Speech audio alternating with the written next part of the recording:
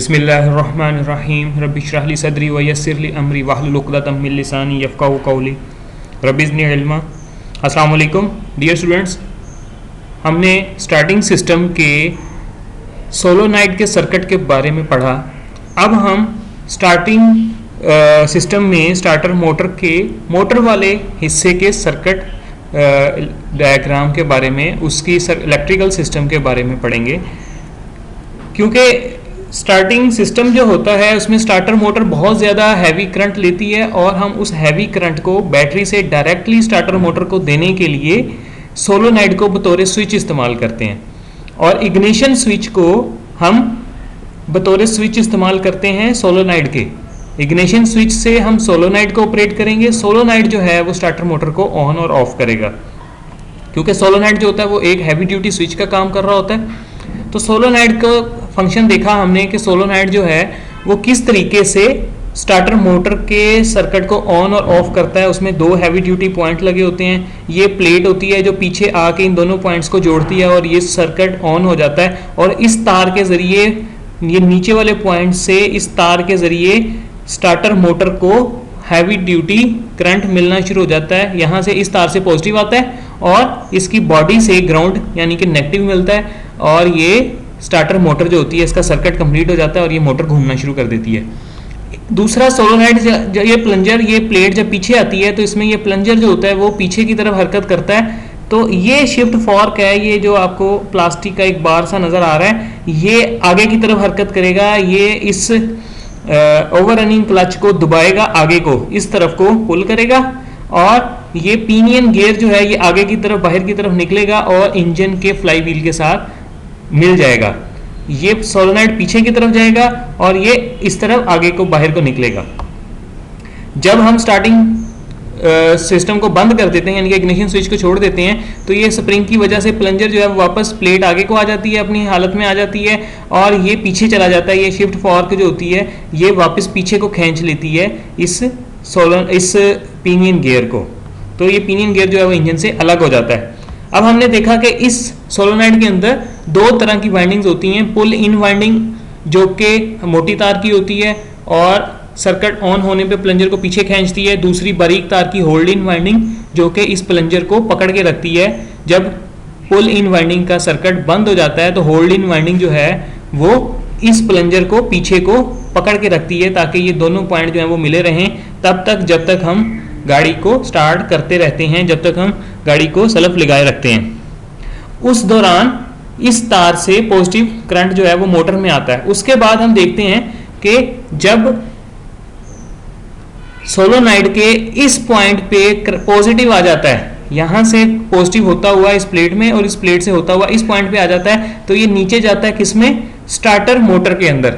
अब starter motor के अंदर क्या होता है, हमने पढ़ा था स्टार्टर मोटर में एक आर्मेचर होता है, ये दरमियान में आर्मेचर है।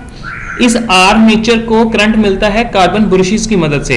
ये कार्बन ब्रश लगे हुए हैं, इनके बारे में हमने पढ़ा था जब हम स्टार्टिंग सिस्टम के हिस्से पढ़े थे तो हमने ये कार्बन ब्रश भी देखे थे, हमने पूरा आर्मेचर भी देखा था और ये कम्यूटेटर भी देखा था। अब कम्यूटेटर जो है उसके साथ कार्बन ब्रश लगे होते हैं। कार्बन ब्रश जो है वो करंट देते हैं कम्यूटेटर को, कम्यूटेटर करंट देता है आर्मेचर को और आर्मेचर में मैग्नेट बन जाता है। अब आर्मेचर में एक मैग्नेट बनता है और दूसरा करंट जो होता है वो इसकी फील्ड बॉडी के अंदर बनता है। फील्ड बॉडी जो होती है उसमें भी वाइंडिंग होती है, ये फील्ड बॉडी की वाइंडिंग है, ये भी फील्ड बॉडी की वाइंडिंग है। फील्ड बॉडी की वाइंडिंग में भी मैग्नेट बनता है, आर्मेचर में भी मैग्नेट बनता है और ये दोनों मैग्नेट जो होते हैं वो मैग्नेटिक ड्रैग के असूल पे काम करते हैं। जैसे हमने डीसी मोटर में पढ़ा था तो ये आर्मेचर जो है वो घूमना शुरू कर देता है क्योंकि ये फील्ड बॉडी जो होती है ये फिक्स होती है और आर्मेचर जो होता है ये रोटेटेबल होता है। तो ये आर्मेचर जो है ये घूमना शुरू कर देता है, किस असूल से, मैग्नेटिक ड्रैग के असूल से। ये आर्मेचर जो है मैग्नेट बनता है, ये फील्ड बॉडी मैग्नेट बनती है और ये इसमें नॉर्थ नॉर्थ को दफा करता है, साउथ साउथ को दफा करता है और यही जो है वो साइकिल चलता रहता है जब तक स्टार्टर मोटर को करंट मिलता रहता है। ये कम्यूटेटर जो है इनके साथ ये आर्मेचर की जो वाइंडिंग होती है इनके कनेक्शन हुए होते हैं। आर्मेचर में हमने पढ़ा बहुत मोटी तार की वाइंडिंग होती है, बहुत ज्यादा वाइंडिंग्स होती हैं। हर वाइंडिंग का एक सिरा जो है वो कम्यूटेटर के एक पीस के साथ जुड़ा होता है। ये कार्बन ब्रश हैं, अब कार्बन ब्रशेस जो हैं ये कम्यूटेटर को सप्लाई देते हैं और कम्यूटेटर जो है वो आर्मेचर की वाइंडिंग्स को सप्लाई देता है। अब जो मोटर में करंट आ रहा है वो आ रहा है सोलोनॉइड के इस पॉइंट से। इस पॉइंट से मोटर में फील्ड बॉडी में करंट आया, फील्ड बॉडी मैग्नेट बनी। अब ये फील्ड बॉडी से होता हुआ करंट गया कार्बन ब्रश पे। अब कार्बन ब्रश जो है वो किसको करंट दे रहा है? आर्मेचर को। आर्मेचर में करंट गया, आर्मेचर में से करंट होता हुआ दूसरे कार्बन ब्रश से ग्राउंड की तरफ चला गया। अब अर्थ जो है या ग्राउंड जो है वो नेगेटिव है, यहां से सर्किट हमारा कंप्लीट हो गया और स्टार्टर मोटर जो है वो घूमना शुरू हो गई।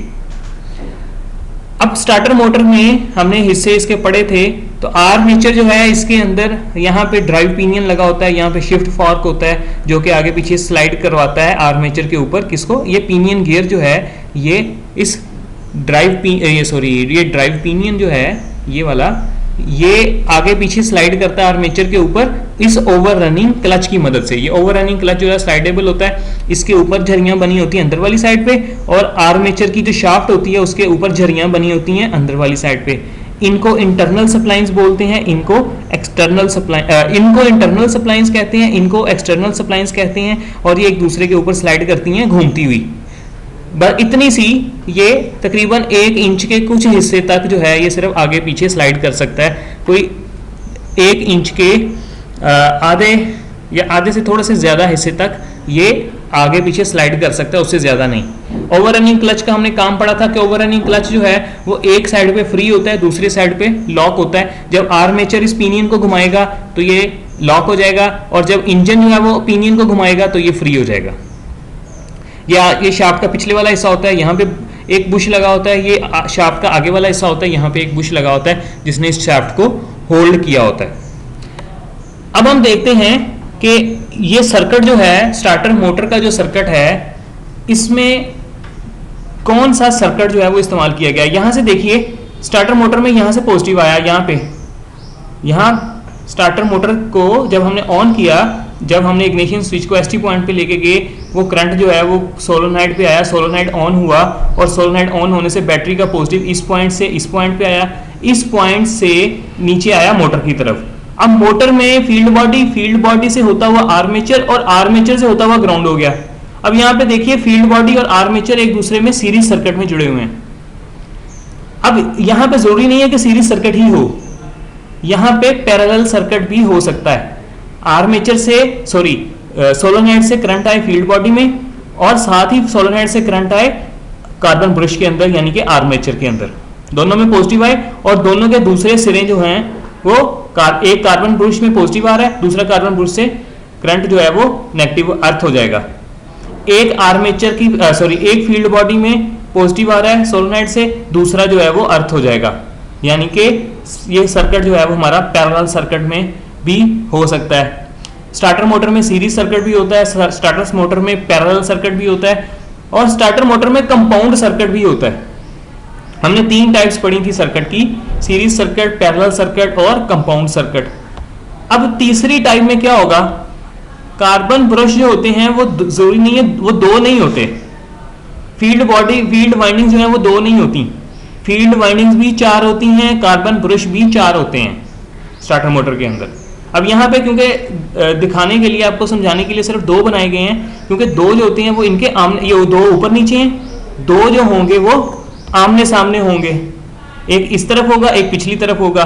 इसी तरह कार्बन ब्रश एक इस तरफ सामने होगा एक इसकी बैक साइड पे होगा। तो इस तरह से फील्ड बॉडी के भी 2 सर्किट होंगे और आर्मेचर के भी 2 सर्किट होंगे। अब अगर हम फील्ड बॉडी के या फील्ड वाइंडिंग के एक सर्किट को आर्मेचर के एक सर्किट के साथ सीरीज में जोड़ दें, जिस तरह से ये बना हुआ है बिल्कुल इसी तरह से, दूसरे सर्किट में हम क्या करेंगे कि ये वाला जो पॉजिटिव आ रहा है स्टार्टर मोटर की तरफ, ये फील्ड बॉडी को देंगे और फील्ड बॉडी का दूसरा सिरा जो है वो जो दूसरी फील्ड बॉडी है, एक ये फील्ड बॉडी है, एक वो फील्ड बॉडी जो मैंने आपको बताया, जो यहाँ पे मैंने ड्रा नहीं की, जो यहाँ पे इसके सामने और इसके पीछे तरफ होती है, उसका एक सिरा यहाँ पे पॉजिटिव के साथ जुड़ा हो, दूसरा जो है वो बॉडी ग्राउंड हो जाए। एक कार्बन ब्रश जो है वो यहाँ पे पॉजिटिव के साथ जुड़ा हो, दूसरा कार्बन ब्रश जो है जो इसके पीछे की तरफ है, एक वो और एक जो सामने की तरफ आएगा। एक को यहाँ पे पॉजिटिव से जोड़ दें, दूसरे कार्बन ब्रश को नेगेटिव के साथ जोड़ दें, तो ये हमारा बन जाएगा कंपाउंड सर्किट। तो ये इस तरीके से हमारे पास स्टार्टर मोटर में 3 तरह के सर्किट हो सकते हैं। ये वाला circuit series circuit, parallel circuit जिसमें फील्ड बॉडी का ये वाला सिरा जो कार्बन ब्रश के साथ जुड़ा हुआ है, ये यहाँ पे नहीं जुड़ा होगा, ये यहाँ से ग्राउंड हो जाएगा, और कार्बन ब्रश का ये वाला सिरा जो होगा यहाँ पे ये वाला पॉजिटिव आएगा, यहाँ से पॉजिटिव आएगा इस कार्बन ब्रश पे डायरेक्ट, और दूसरा कार्बन ब्रश जो होगा वो नेगेटिव हो जाएगा। तो ये होगा हमारा पैरेलल सर्किट स्टार्टर मोटर का। कंपाउंड सर्किट में क्या होगा, 2 फील्ड बॉडी जो हैं ये इसी सर्किट में जुड़ी होंगे जो इस तरह नजर आ रहा है, और 2 कार्बन ब्रश इसी सर्किट में जुड़े होंगे जिस तरह नजर आ रहा है, और बाकी की 2 फील्ड बॉडी जो यहाँ पे नजर नहीं आ रही हमें, और बाकी जो 2 कार्बन ब्रश हैं जहाँ पे ये नजर नहीं आ रहे वो पैरेलल सर्किट में जुड़े होंगे। याद रखिएगा कि हमारे पास फील्ड बॉडी के अंदर 4 फील्ड वाइंडिंग्स और 4 कार्बन ब्रश होते हैं। 2 यहाँ पे नजर आ रहे हैं, 2 इनके आमने सामने होंगे जो इस डायग्राम में ड्रा नहीं किए गए। आज के लिए इतना ही। Thank you. Allah Hafiz.